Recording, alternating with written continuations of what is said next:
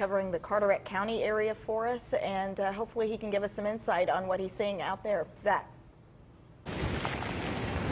Hey, Ken and Shayla, right now we are along Arndale Road here, which is of course the main artery into Morehead City. And if you look right behind me here, we have some trees down. Now this tree was completely blocking the right lane of traffic into Morehead City, but we just had a bulldozer come over and kind of push it out of the way here. You can see how big this tree was when it fell, most likely from those high wind gusts that we had last night. The wind right now really isn't too bad. The rain coming down somewhat hard, but I wouldn't say it's definitely not the hardest that we've seen so far. But we also see what looks to be a shed that also, or part of a shed anyway, that come through, and it got stopped by coming out into the road because of this tree right here. There's all kinds of debris down along in here. We do see quite a bit of cars driving through here, which is a bit surprising given that the road conditions are just so poor. And earlier we tried to go further northbound on Arndale Road, but we ran into some standing water. So you know the saying, turn around, don't drown. That's exactly what we did. We came back here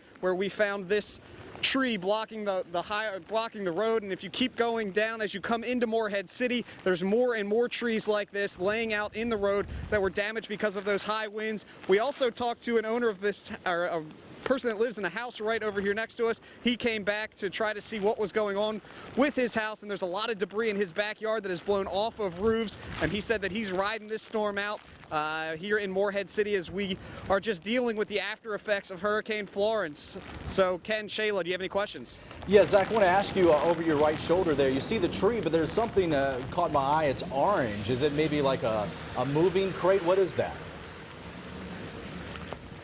Yeah, it appears to be a shed. I'm going to walk over here and see what we have.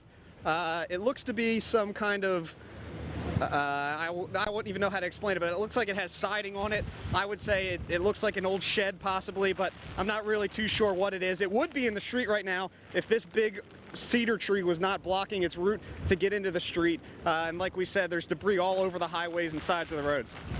Zach, what are some of the other things that we've seen throughout the day? We've been watching social media. We've seen even pictures of a steeple torn from a church in Morehead City. What are some of the things that you're seeing as you travel throughout the city?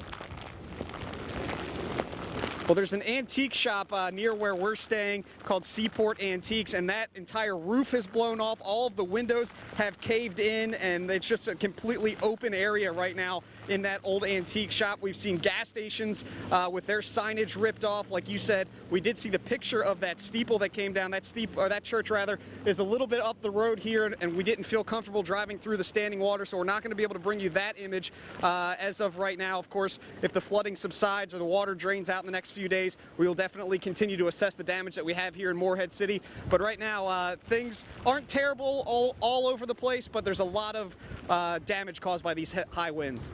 All right, WNCT Sports Acre, Zach Maskovich, thank you so much for all the hard work you've been doing. Try to stay dry, but of course we're approaching 20 inches of rain so far there in Morehead City, so it's a soggy situation and it's only going to continue. Zach, thank you.